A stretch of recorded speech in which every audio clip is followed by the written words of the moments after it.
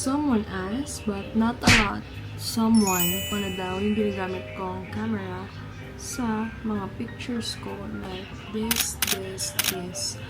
So, ang ginagamit ko is yung Canon G7x Mark II.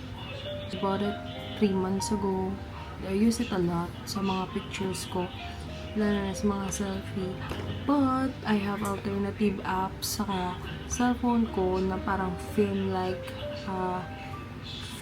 vibes. So, I have yung Dazzcam and then yung Pro CCD.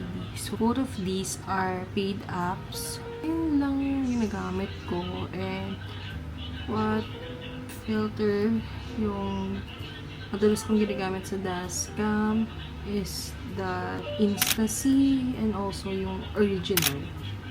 So, yun lang. Bye.